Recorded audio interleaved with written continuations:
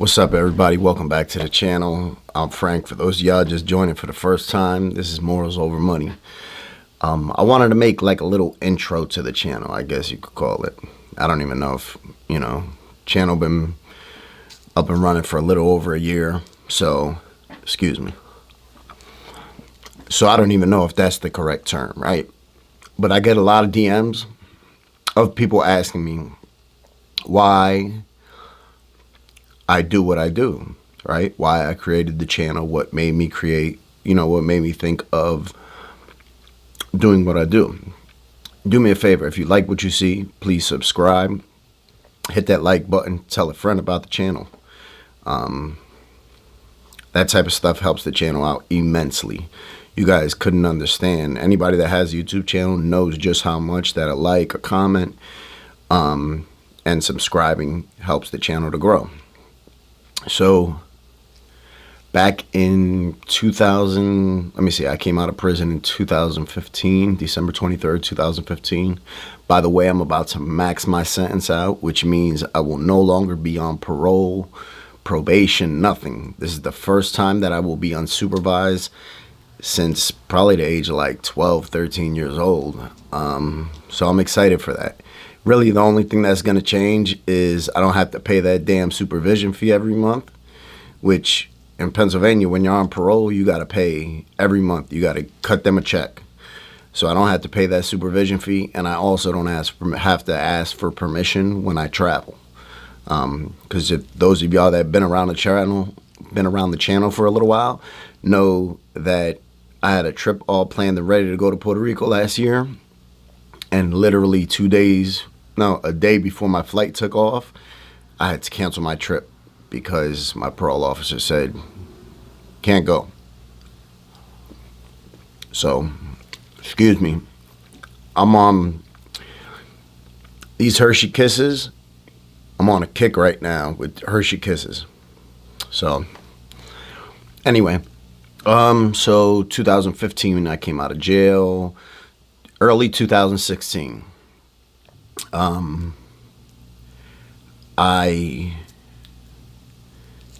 just survived a very bad overdose, and I felt I was clean, and I felt like I wanted to do just a little bit more than what I was doing. I was going to meetings. I had just opened up the barbershop, but I felt like I did so much hurt in the world during my addiction and just being in the streets, and I tore down my community and so many other communities that I felt like I wanted to give back to help build up those same communities that I once helped to tear down. So I started thinking, and I said, you know what? I'm going to go to Kensington, and I'm just going to start cutting hair for free, obviously. Just go out there and be amongst the addicts and the homeless people and everybody that's down there suffering, because there's a lot of pain. There's a lot more than just addicts down there in Kensington. So I said, I'm going to go down there and I'm just going to provide free haircuts, and maybe I'll be able to get some clothes around and take some clothes down there and give it to people. And that's what we did. It was, the first trip was, maybe about 5 or 10 of us. We went down there and did just that. Started cutting hair, started giving out clothes. We had some food. And I remember the first time that I was going, that first trip, Rachel asked me, she's like, are you sure you want to do this? And I said, yeah, absolutely. I said, I just feel like I need to do a little bit more than what I'm doing for myself. And I guess to make amends for, a lot of shit that I've done in my past. Those of you that know me know, there was a time in my life for a very long time that I was far from the person you see in front of you. I'm a work in progress. So with that being said, I was a lot more destructive, and I just wanted to do something, right? Do something good for somebody else without expecting nothing in return. And I remember thinking, and Rachel was saying, look, there's going to be people down there getting high, and she was worried about us possibly relapsing. And I remember in the back of my head, and I told her, I was like, nah, that's not gonna happen. We're gonna go down there, we're focused. But in the back of my head, I said, well, maybe I could just, grab a Suboxone strip or grab some Percocets or something, right? That's what I was thinking in the back of my head. And those of you that are familiar with addiction know that that's your addiction talking when that type of stuff happens. And that's honestly the whole drive up there. That's what I was thinking. And the second I hit Philly and got to the boulevard and I smelled the air, it was a summer day and I smelled the air. I said, oh no. Instantly, like within the course of maybe like 2 minutes, I began to evaluate everything in my life, the progress that I had made. And at the time, I had just opened up my barber shop. My relationship with Rachel was awesome. I was slowly regaining back trust that I had destroyed with my children, with other family members. And I loved the space that I was in. But I also understood that there was a long way to go, that I was just like sort of learning how to ride a bike. I was just, making it off the block. You know what I mean? I was just pedaling a little bit, being able to go up and down a little hill, things like that. And I realized that I had a long way to go. And as soon as I smelled that air, it instantly, like I said, I just reevaluated everything and told myself that everything that I have at that point, I could not have and get high. I just knew that it wasn't a reality. And I didn't even have a lot at that time. But the little that I did have, I knew that I couldn't have it and get high. And one thing about me I know is I'm extremist. I do everything a lot or I don't do it at all, like so many of us addicts do. I either, go hard or go home. So we get down there and start cutting hair, and instantly, as soon as I started seeing the suffering that was down there and the hurt and the pain that everybody's in, I didn't think about getting high again the whole day. And I remember speaking to people, and people would come up to me and be like, why are you doing this? While I'm cutting their hair. I'd be like, damn, why are you guys doing this? Are you guys with a church or something? And I just told them, I said, no. I said, look, I was here copping dope a couple months ago. At this time, I didn't even have a year clean. I told them I was here copping dope a couple months ago and shared with them that I had a bad overdose and woke up in a hospital and went to a program, and my life changed since then. And then they sort of got it. They sort of understood why I was down there. And it was a blessing. It was, we got to have a lot of good conversations with people. And I still remember there was a 14-year-old young boy that I had met that day. And he was riding his bike, and, he was an addict as well. Said that he's been addicted since the age of 11. He was living out there on the streets. And one of the other barbers, Russ, he brought him over to me and he said, Frank, you need to talk to this kid. And I seen he was young. That was clear. He was very young. You could tell. He wasn't one of those kids that was 14 and looked 17. He was 14 and looked like he was 11, so he looked very young. And I just started speaking to him, just having a conversation. Dan, what's up? What's your name? Where you from? Blah, blah, blah, blah. And then throughout the conversation, he shared with me that he was in addiction, that he was homeless, and he had no family. And he was running around, with two other younger kids, living in an abandoned house. And it broke my heart for him. It absolutely broke my heart for him, just thinking about, it made me instantly, I looked over at my daughters, and my daughters were there. My daughters at the time, they were right around 11 years old. And I looked over at my daughters, and I couldn't understand it. I just couldn't understand my daughters. Their train of thought or, their mental capacity, they're nowhere near, being able to survive like that. And I got sad. And I remember we prayed with him and spoke to him, asked him if there was anything I could help him with.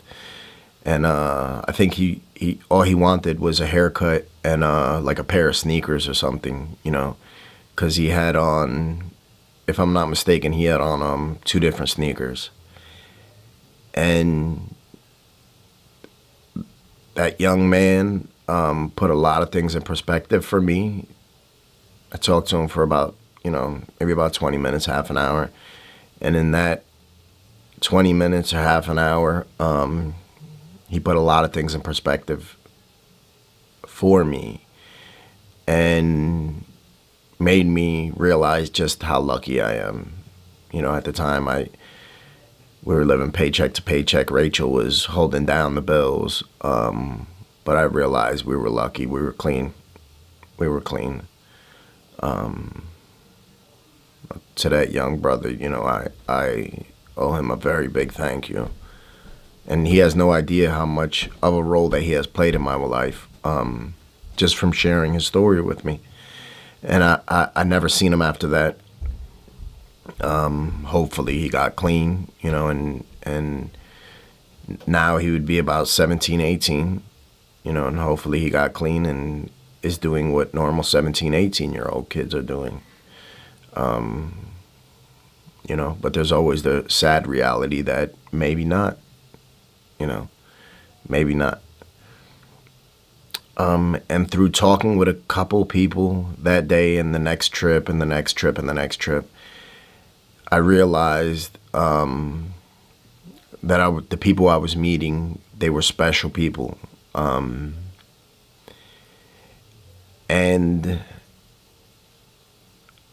I had the local newspaper and the news station here, the TV news station, had asked to come with me on a trip, and they went down there. And I remember, them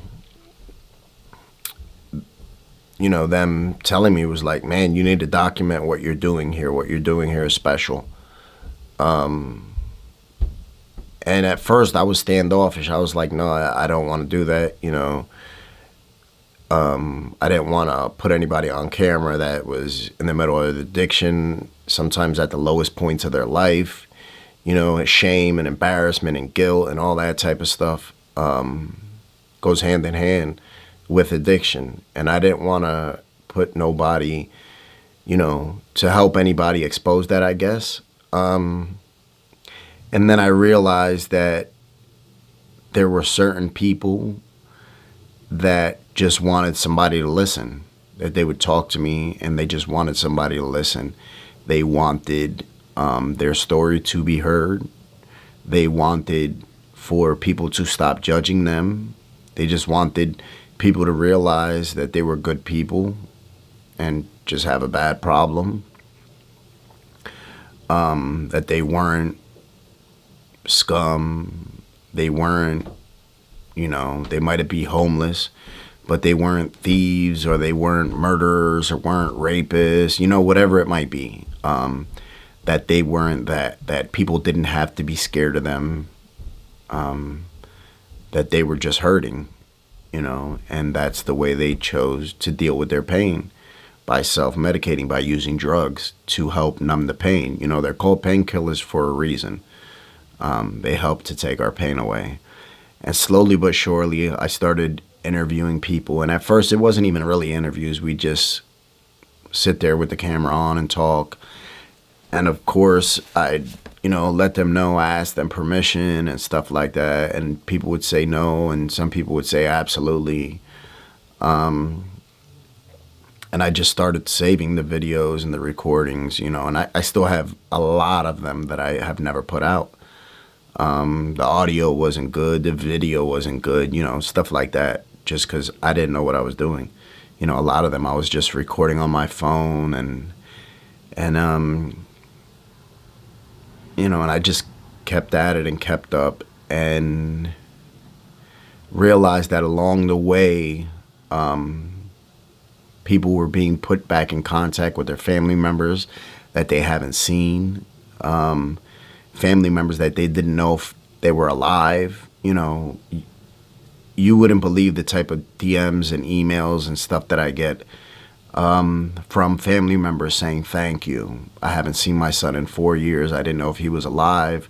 Thank you. I seen him on your channel. I seen the way you treated him. Thank you. Mothers that say, you know, I didn't understand addiction, but now I do. So thank you. You know, now I'm able to look at my child or my husband differently because now I sort of understand a little bit more about addiction and I'm not so quick to judge. It's been a blessing. It's been a blessing. We've met some of the best people I've ever met is through this channel, through this chat and stuff like that. I always say we got the hardest chat on YouTube. You know, we got the best. So thank you guys. It's been a blessing. I just thank you guys for your support, your encouragement, you know, holding me accountable at times. I thank you guys, your patience, everything. Y'all the shit. You know what I mean? Y'all the shit. For real. So I thank you guys. And I'm blessed to be able to share this experience with yous. And I look forward to, you know, just being able to do more with the channel with you guys. So I thank you guys. And that's sort of why I made the channel. So I thank yous. Hit the subscribe button, hit the like button, tell a friend to tell a friend about the channel. We're almost at 50,000 subscribers. Dope. Thank you guys. And for me, listen, it's not even, you know, subscribers are dope. It's goals for me to achieve. But my joy comes from the feedback I get from you guys and the joy I get from those people that we're blessed to meet along the way, right? And able to help. So a YouTube plaque is dope, but what y'all give me is better, hands down. So I thank you guys. Stay blessed.